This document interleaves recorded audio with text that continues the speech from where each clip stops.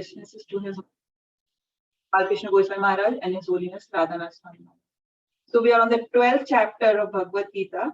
This is the last chapter in the Bhakti Yoga section of Bhagavad Gita. So Harshad Prabhu has already so nicely explained the glories of Bhakta and Bhakti Yoga because the last section of 11th chapter was also that Bhakti is so essential to see any form of Krishna.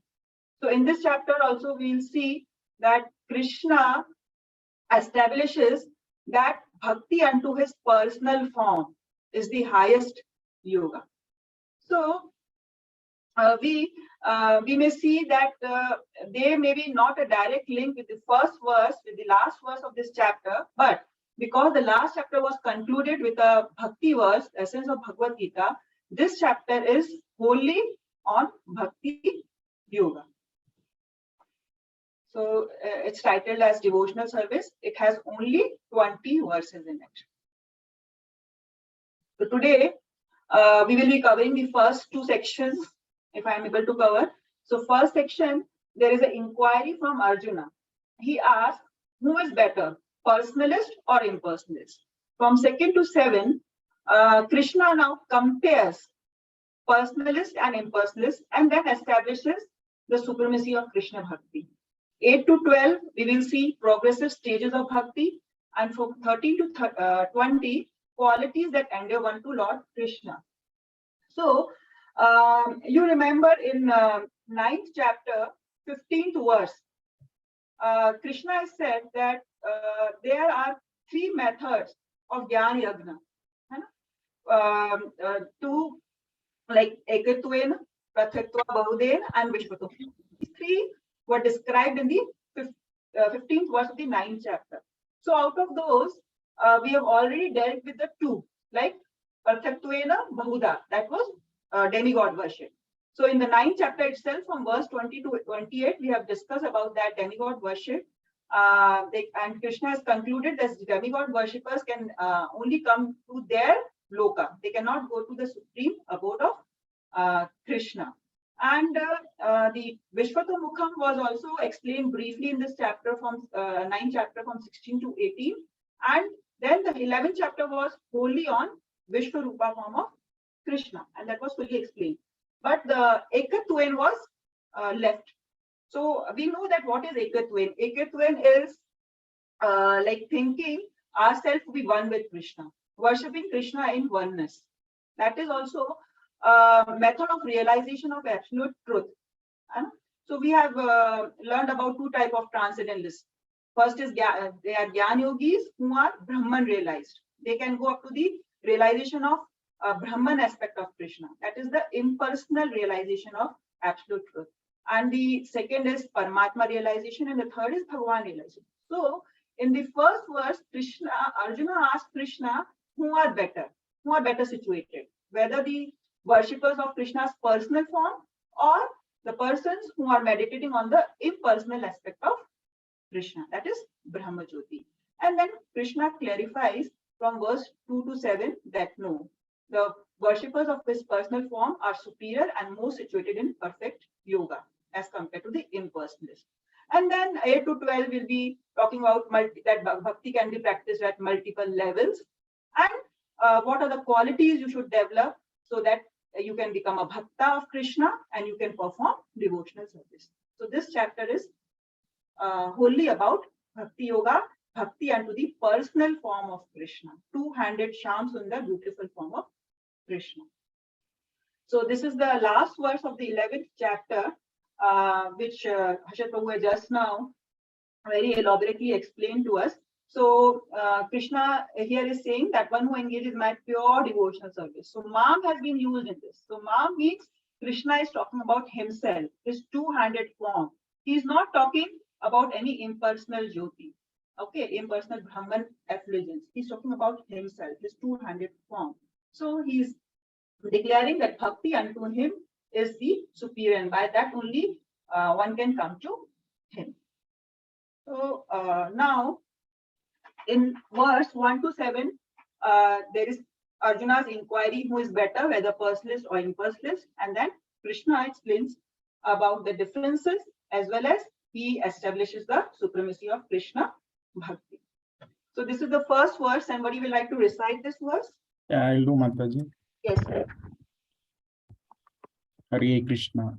Arjuna Vacham Evam Satatayuktaye Bhaktastvam Paryupasate Echapyaksharam Tesham Ke Yoga Vittamaha. Arjuna inquired, which are considered to be more perfect, those who are always properly engaged in your devotional service, or those who worship the impersonal Brahman, the unmanifested? Thank you, Shanmugam.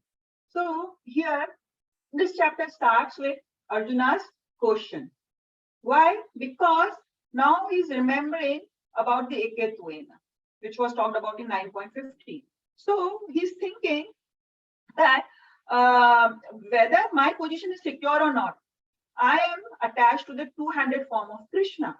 And in the last chapter, he has already realized that bhakti unto the two-handed form of Krishna, and seeing this two-handed form Krishna is full of bliss. And that's why he is a devotee of Krishna, and he wants to secure his position, as well as he wanted to establish the supremacy of bhakti. That's why he asked this question from Krishna, so that Krishna can glorify the path of bhakti yoga. So now here we see that Arjuna is asking who are more perfect in yoga.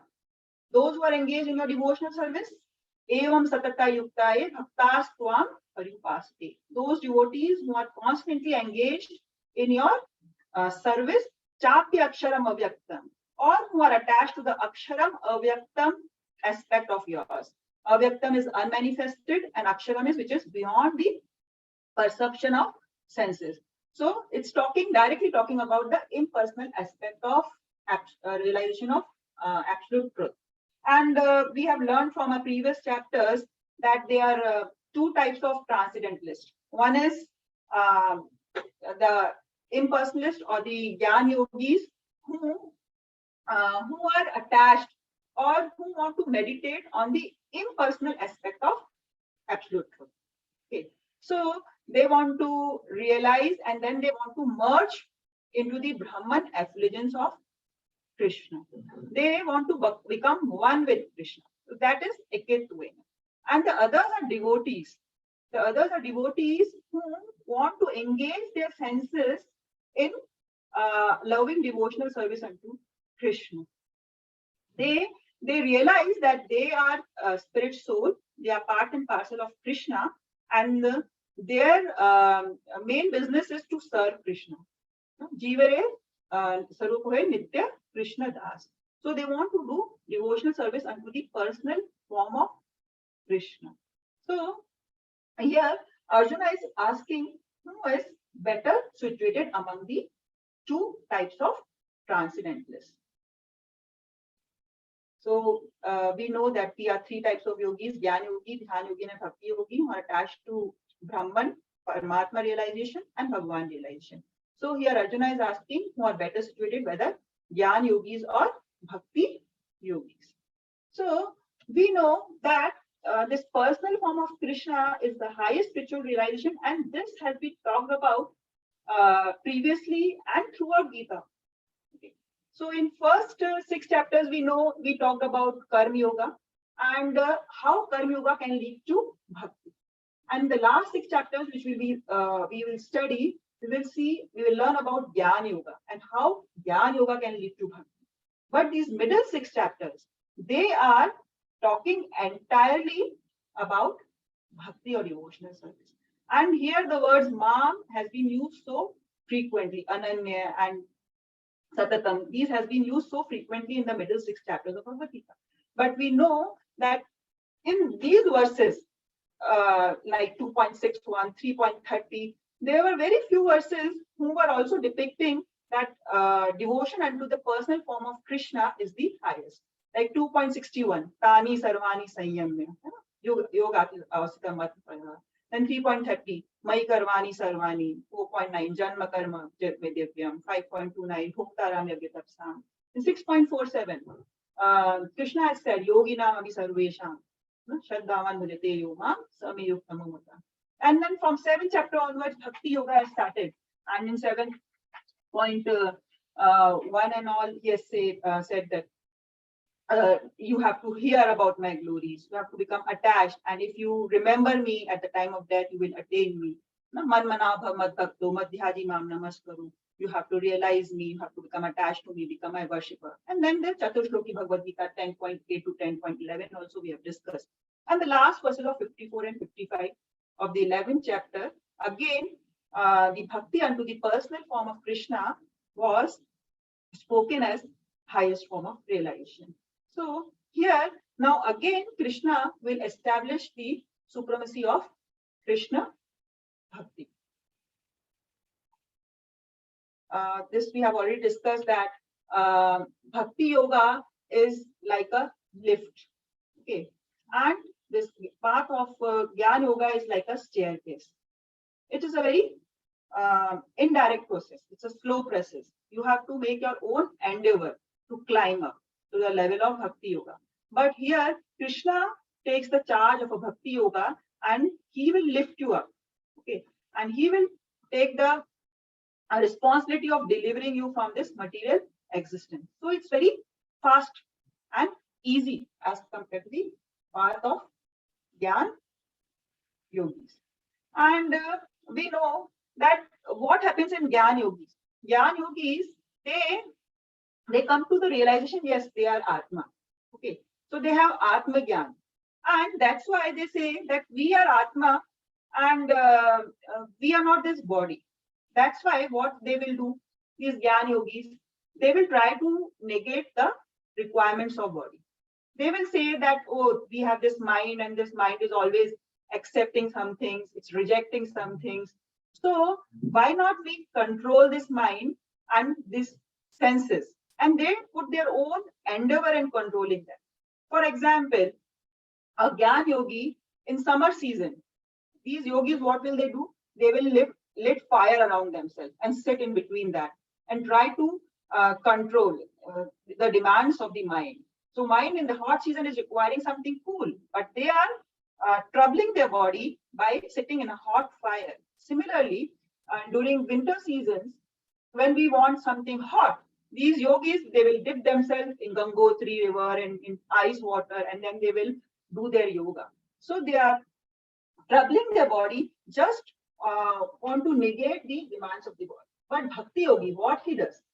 He knows that he has senses, he has body, but he also knows that his senses are there to be engaged in Krishna's service. So he happily engages his mind and senses continuously 24/7 in doing activities of Bhakti Yoga.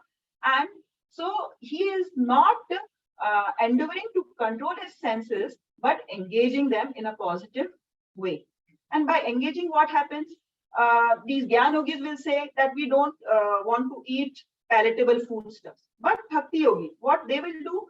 They will prepare nice foodstuffs in a consciousness that this will be offered to Krishna, and then I will also have it as prasad.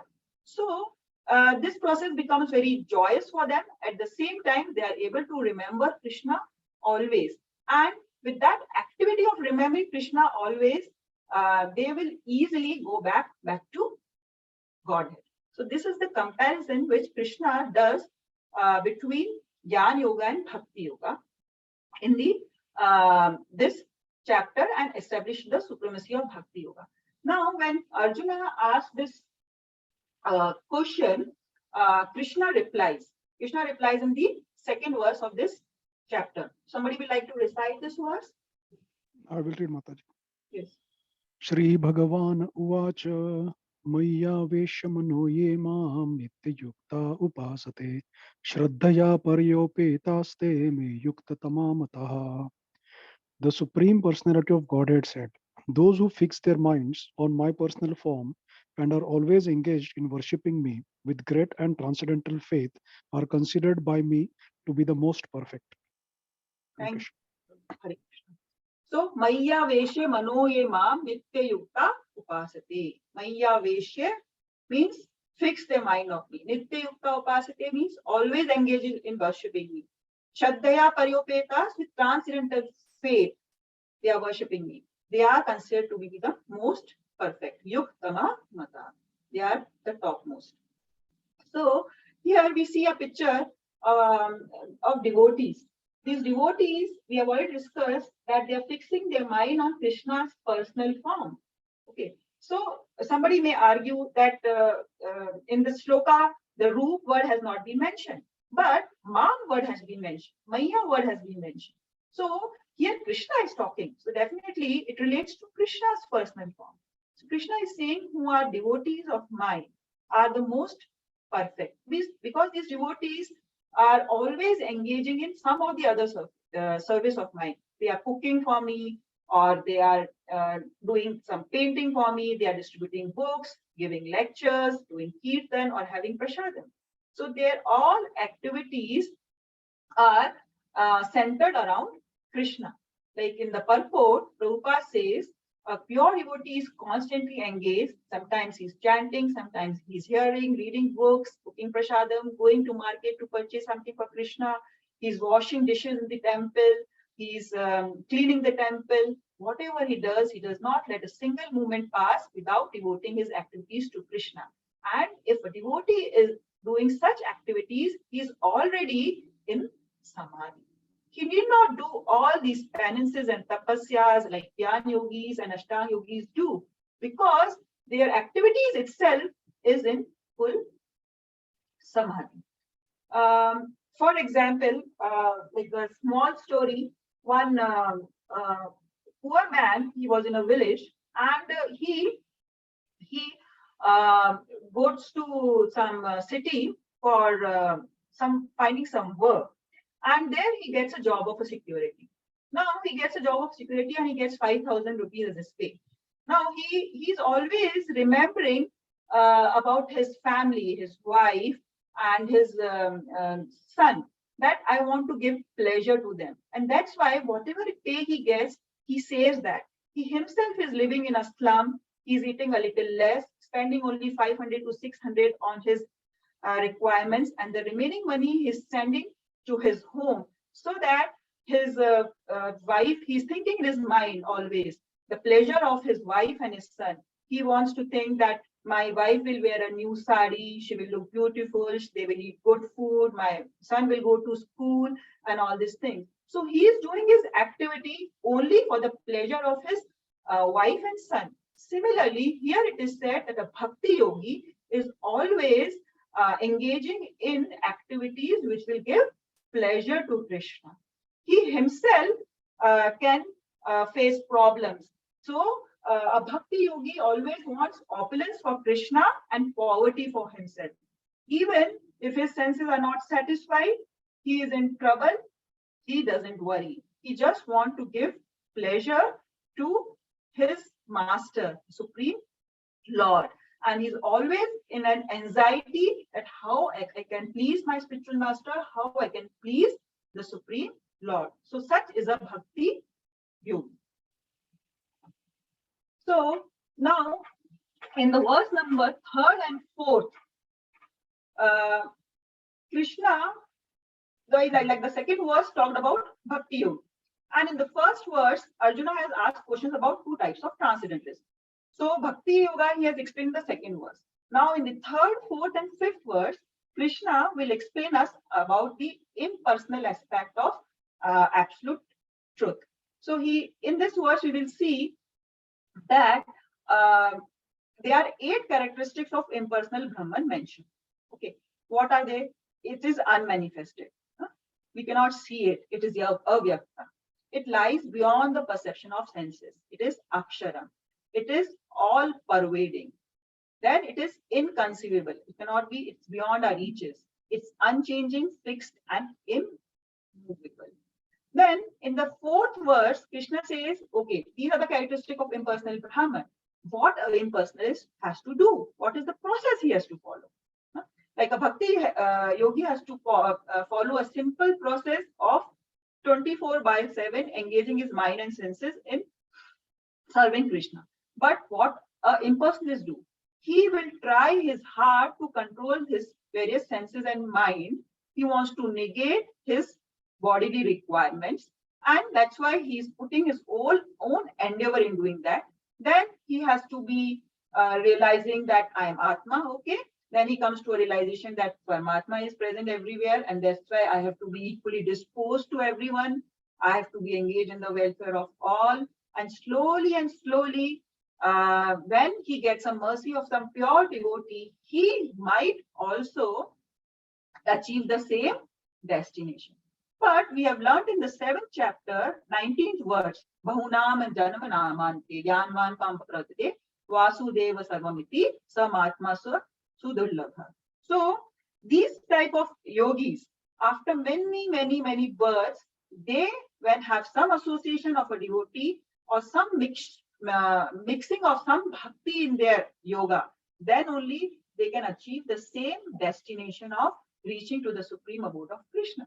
So here the question may be asked that if they also achieve the same destination, then what is the problem?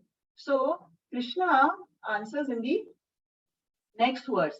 Yes, they will also reach the same destination, but this path of impersonalist is very troublesome. Klesho adiktarastesham avyakta sakta chetasam avyakta hi gathir dukham deha vadbir avaptate. For those whose minds are attached to the unmanifested impersonal feature of the Supreme, advancement is very troublesome. To make progress in that discipline is always difficult for those who are embodied. So this verse is talking about the impersonalist, because this impersonalist mind is attached to the unmanifested impersonal aspect of Krishna. And it's a very troublesome process. To make progress in that discipline is always difficult because we are embodied soul. Now we are embodied soul means we are in this body. So for us to think about something formless is very difficult. And like Chaitanya Prabhu says, like it gives an example. It's very difficult to create vacuum. You must have experienced. So scientists must have experienced that it's very difficult to create vacuum. And even if they create a vacuum, it is very difficult to maintain that vacuum. A small hole, again the air will set in. Similarly, it is very difficult to create vacuum in our consciousness. We cannot meditate on something formless. Okay, and to maintain that concept is also very difficult because we are embodied.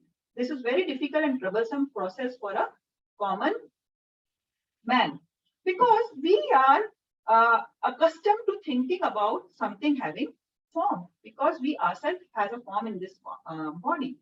So what Krishna does, Krishna will take incarnation as deities. So what are deities? Deities are the authorized representation of Krishna. Krishna has incarnated himself in a deity form, and which we worship in the temple. Now deities have a form, a beautiful form, just like Krishna, so that we can relate to that form, we can worship that form, we can dress the deity, we can offer flowers to the deity, we can like prepare bhoga and offer it to deities. So there can be a reciprocation with the deity form of Krishna. So Bhakti Yoga becomes simple and easy, but this Jnana Yoga is difficult. And like Prabhupada in the purport gives an example. Like somebody may say that this Murti Puja is useless. It's not worth doing. But Prabhupada says that these deities of Krishna, their Pran Pratishtha has been done. And that's why Pran Pratishtha has been done. That's why they are authorized representation of Krishna. And this deities accepts our service, just as Krishna accepts. And devotees, by offering their services to deities, are actually showing their love towards Krishna. For example, we might see these red color mailboxes on the streets, and we used to put our letters in that. And we were sure that these letters will reach to their destination. And suppose we put our letter in any of the imitation box or old box which is lying on the street, Will it reach to its destination? No, because these red color boxes are authorized by the government. That's why a letter will reach. Similarly, these deities are also an authorized form of Krishna, and when we are offering our services to Krishna, they reach to Krishna. So, because we are accustomed to these forms, Krishna mercifully has incarnated in this deity form, whether it is in made up of materials like wood or stone or metal. But we know that Krishna's and nothing is material; it is beyond. It is beyond the three modes of material nature. So we can accept the deity form of Krishna actually as Krishna himself and worship it. So this is a small story which represents the troublesome path of the bhakti yogis. Actually, this is a story given by Radheshyam Prabhu. He says that a man was there and his wife went to his mother's place, his father's place for a vacation. And after some time, he also plans to visit his wife's place. And so he get out of the train, and then now he has a vague idea where his father-in-law's house is there, but he doesn't know the complete address. Now he has an ego problem. He has an ego problem. He don't want to. He asked the house address by calling his wife or his father-in-law. He says, no, I will try myself reaching the house of my father-in-law. So he's thinking what to do. Simple process was, he must have just made a call and asked the address and reached the same. But he thought, no, I will try my own self. So he keeps thinking. And when he was thinking, suddenly he see some cows and bulls. And he knew that his father-in-law is a zamindar and he has many cows and bulls, and definitely these cows and bulls are his father-in-law's. So he thought that by chasing these cows and bulls, I will be able to reach my father-in-law's house. So he just caught hold of the tail of one of the bull, and he thinks that I will be able to reach. But what happens? This cow, the bull, she ran so fast and she's pulling, and this man is now getting hurt and he's like running here and there, and these bull gets uncontrollable. Finally, in torn clothes, he reaches the house. He's running, and then the people see him. They think him to be a cow like robber, and they try to beat him. And then he says, no, I am your son-in-law, please excuse me, I've come here. So what is the moral of this story? That this man tried to find the house by his own endeavors, like the Gyan Yogis. They think on their own strength they will be able to reach Krishna, they will be able to realize Krishna. But no, there is a simple and easy process, that is Bhakti Yoga, where you have to just depend on Krishna. Just surrender unto Krishna, and Krishna will take the responsibility to take you. That's the moral of this short story. So in the purport, there is a differentiation between these Gyan Yogis and Bhakti Yogis. So somebody will like to read these differences? Yeah, I'll read. Yes. Jnana yogis are impersonalist. Bhakti yogis are personalists. Definition: follows path of inconceivable, unmanifested, impersonal feature of absolute truth. And for Bhakti yogis, it's path of personal Sham Sundar form of Krishna. Process: very troublesome. And for Bhakti yogis, it's easier and natural for embodied soul. Conception: individual soul is embodied since time immemorial. Very difficult to theoretically understand that he is not the body. For Bhakti yogis, they accept the deity of Krishna as worshipable. There is some bodily conception fixed in the mind which can thus be applied. Realization: understand the unmanifested representation of the Supreme through such Vedic literatures as the Upanishads. Have to learn the language, etc. By grace of devotee may realize the Supreme. For Bhakti yogis, by guidance of the Supreme Spiritual Master, offering regulative obeisance unto the deity, hearing the glories of the Lord, eating the remnants of foodstuffs offered to the Lord, realizes the Supreme. Roadblocks: long practice becomes a source of trouble because cannot give up the idea, hence trouble at start and even later. For bhakti yogis, always blissful at time of practice and whole journey. Risks: may not realize absolute truth, that ultimate end, danger of turning into atheist. And for bhakti yogis, no risk or danger. Thank you, Ashita. So this is from the purport. We have tried to make a table out of it.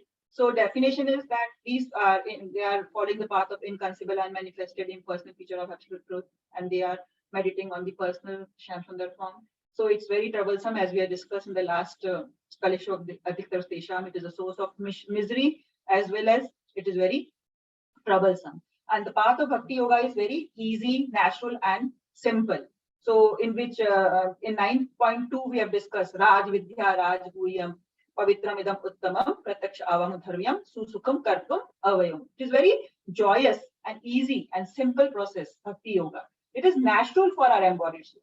And this process of Jnana Yoga is very artificially, we have tried to control the senses there. But it is so easy that we have to just engage our senses and be happy. And here we have already discussed that they want to negate that we are the body. But here we are accepting the deity of Krishna and worshipping it. Now here, by the grace of the devotee may sometimes realize the Supreme. But what they have to do, they have to first learn some languages, they have to understand this unmanifested representation, and they have to understand that we are Brahman and they do I am Brahmasmi, I am Brahmasmi. And then through Vedic literature, they will come to some realization. But here, what happened? They are doing their own endeavor. But here, under the guidance of spiritual master, and just by offering regulative obeisances, by hearing the glories of Lord, we can realize the supreme aspect of Krishna. Then here, it is a long process. It is an indirect process. Okay, it takes a long time, but it is very easy and short process. Krishna himself takes us down. Okay, and here, what happens at the ultimate?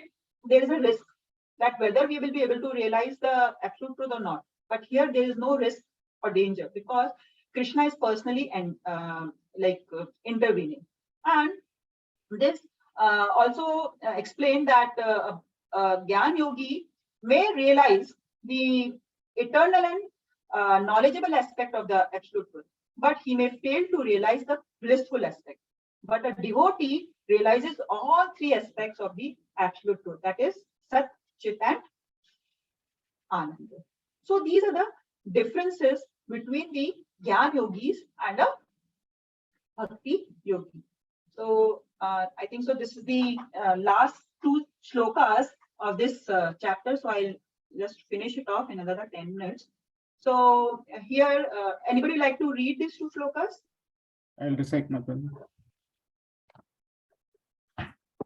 Etu sarvani karmani mayi sanyasya matparaha ananyenaiva yogena mam dhyayanta upasate. Hare Krishna. Teshaham samudhatta mrityu samsara sagarapt bhavami nachirat padha Maya veshita chetasam. But those who worship me, giving up all their activities unto me and being devoted to me without deviation, engaged in devotional service and always meditating upon me, having fixed their minds upon me, O son of Pradha, for them I am the swift deliverer from the ocean of birth and death. Thank you, Harshit. Thank you, Sharma Prabhu. So now we have seen that third, fourth, and fifth talked about impersonalist. Now again, Krishna is concluded in the 6th and 7th verse that bhakti is supreme. He is saying that a person who is worshipping me, okay, ye tu sarvani karmani, offering all the activities unto me, mai sannasya mat para, being devoted to me, without any deviation, anineva yogena, without any deviation, he is engaged in my devotional service, always meditating upon me. Mam dhyanto upasati, always meditating upon me. Having fixed their minds upon me. Teshaham samudharta matyu sansara sagarat. For those devotees, I will deliver them from this matyu sansara, this bhava sagar. So, Krishna here is saying that you just become my devotee and everything will be done by me. Everything will be taken care of by me. Like a parent takes care of a child, okay, his child. Similarly, bhaktas are children of Krishna, and he takes the responsibility. He takes the charge of taking us back to Godhead. We have to be just sincere in our efforts and do devotional activities. We have to be engaged in Krishna consciousness, and then we can depend on Krishna, because Krishna here is giving us assurance that he will deliver us, he will take us back to Godhead. For example, if a person is fallen in a well, as we are fallen in this material world, in Matyu Sansara Saga, and if somebody gives a rope to that person, and that rope is tied to some impersonal thing, or some like some nail or something, and now he's asked to come up, the person has to put his whole efforts himself to climb up that rope, because that rope is tied to a nail. But suppose the other end of the rope is in the hand of a person, so now that person will also help that person in pulling, and the person will also make his own endeavor, and so it will become easy for him to come up, to climb this. Similarly, Krishna is saying that I will come on a Garuda and take you, pull you from this material existence. You have to just do my bhakti without any deviation, without going to any other path, without trying any other path of Gyan Yoga, Dhyan Yoga. You just become my devotee. Sarva dharman parityajya mam ekam sharanam. You have to just surrender unto me and give all other varieties of religion, and then I will deliver you. So we have already seen this picture so many times. Here, this person is trying to swim in an ocean. It's so difficult to swim in an ocean. Okay, it's so expert a swimmer, he cannot swim in an ocean. So however expert we may be, on our own strength, on endeavor, we will not be able to cross this ocean of material existence, which is nuisance. Only and only by Krishna's mercy. If Krishna gives his hand, we will be easily lifted up and go back to Godhead. So Krishna here is giving assurance that he will personally intervene. He himself will take charge. And for example, in the story of Gajendra, Gajendra just offered a flower. He plucked a lotus flower and he offered it to Krishna and offered prayers. Krishna came on Garuda, and he delivered. He killed that crocodile and he delivered Gajendra. So similarly, Supreme Lord here is promising that without delay, he will deliver a pure devotee, thus engaged from the ocean of material existence. Those who are advanced in yoga practice can willfully transfer the soul to whatever planet they like by the yoga process, and others take the opportunity in various ways. But as far as the devotee is concerned, it is clearly stated here that the Lord himself will take him. So the persons who are depending on other yoga processes, by their strength of yoga, they may able to live to higher planets.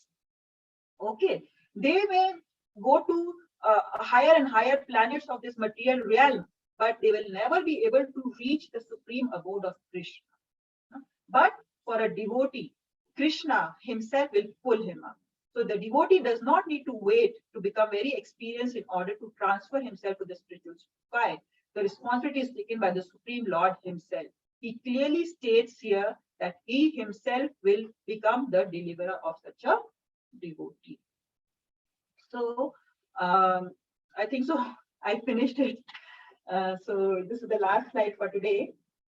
So if anybody has any questions, we can. Mataji, that regarding the Jnani, you gave the example of 7.19, right? Yeah, Jnana Yoga. So, but I think when we discussed about the 7th chapter, we said that he is in full knowledge of Krishna, but he is different from yes the Jnani. Definitely. In that the Gyani which was discussed was a mixed devotee. Yeah, Jnana Mishra. Artho, Artharthi, Jigyasu, and Gyani. Jnani. Okay, we have given that example because Prabhupada has also mentioned this verse because he just wanted to highlight that these devotees will have to take an indirect long process, Bhaunam Janmanamante, because they are also on the path of transcendentalists. Okay, so they are also climbing up the stairs. So the stair process will take a long time, but the lift will take a short time. So just to highlight that Bhaunam Janmanamante word. Like after many births, they may come to a realization, and they will come to a realization only by the mercy of a devotee. Only if suppose they by chance meets a devotee, and for coming to that level also, they require a little mix of bhakti in that. Any process, whether it is Jnana Yoga, Dhyan Yoga, until and unless bhakti is mixed in it, he will not be able to reach the highest realization. So just to highlight that point, that Bhaunam Janmanamante, after many births, sometimes they may reach, because Krishna is saying that they will reach to the same destination in 12.3. So somebody may ask, how, if they are also reaching to the same destination, then why don't follow this process? But to differentiate that it will take a long time. Bhaunam, after many births, you might be, but it's also highlighted it is a risk there, because it's a risk of falling down. You may not reach up, if you may fall down. So please don't go to the risky path, take the easy path. Just to highlight that we have. And the other question is, in 8th chapter, it is highlighted that by situating the people who practices Shat Chakra Yoga, by situating in Shat Chakra Yoga and at an auspicious time, by elevating their pran to the higher part of our body, still they can attain the supreme, correct? It's not that they'll be in the material realm. That time also I have discussed this process of Chatra Yoga and all these things, and then we have discussed, I think so, the last, that they will have to wait for an auspicious movement. Yes. So there also something else is, but what is there? Devotee doesn't bother about all those things. That is correct. Yeah. So obviously there's a but in that. So that's the difference. Even they may reach to the same destination, but something is involved in that, like that. That is the thing. Okay. Okay. Thank you, Mataji. Okay, so we'll just, I think so, end this session. Thank you, all of you. Hare Krishna. Hare Krishna. Thank you. Hare Krishna. Hare Hare Krishna.